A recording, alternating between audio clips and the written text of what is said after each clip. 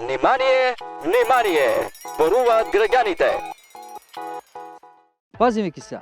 6 февруар ти е ден за побезбеден интернет. 1/3 од децата и младите доживеале булинг на интернет. Дали интернетот е безбеден за младите и децата? Што мислиш? Генерално не мислам дека е најбезбедно место, со оглед на тоа што има многу неконтролиран пристап, особено за младите, да речеме за малите деца, не е контролиран доволно пристапот. Дефинитивно не. Сметам дека не, на интернет има све и свашта што може да се најде, секој кој стигне става, буквално све може да се постави. Например, YouTube има одреден дел за деца, таму би рекол дека е безбедно, меѓутоа другите страници може и не се безбедни, може нешто да најдат што не треба да го видат. Мислам дека им треба поголема супервизија од нормално од родителите. Во овој степен сега мислам дека не може многу да се злоупотребува. Па генерално за младите мислам дека е, па што веќе има некое знаење, ама за децата не би рекол дека е така. Има недоволно цензура. Колку често, кажи ми, наидуваш на штетни содржини на интернет и социјални мрежи? Поприлично често, мислам. Па веројатно секојдневно, но колку сум свесен, не сум сигурен. Премногу често се случува тоа.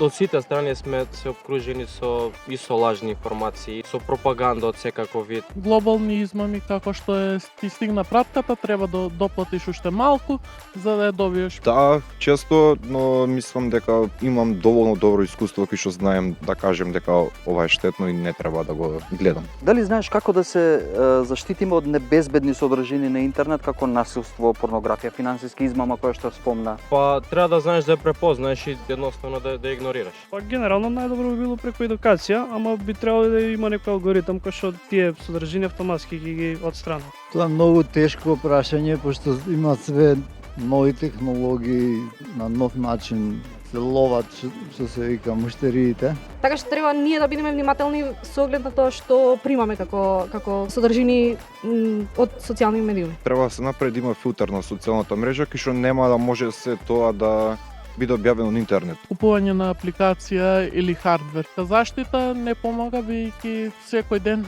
се повеќе и повеќе се надоградуваат вештините за измама.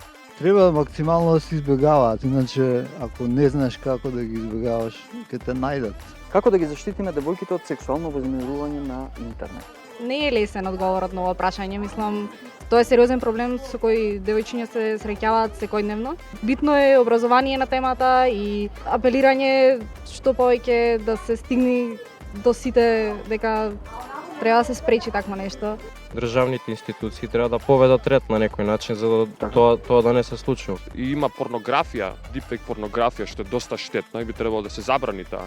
Такви содржини да не се дозволува да минуваат сака во етерот, што се вика.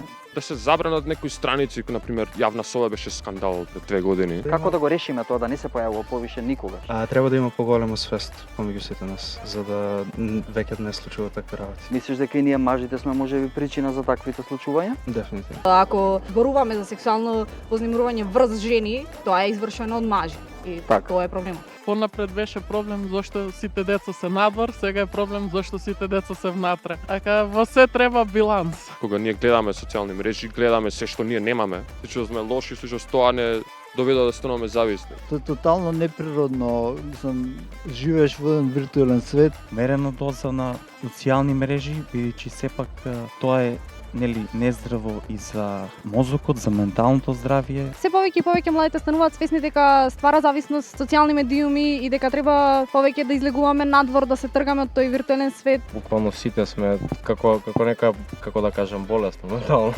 Па мислам дека нема понудено решение, туку останува на личен избор, кој колку има дисциплина да таа штетната страна да се ја намали.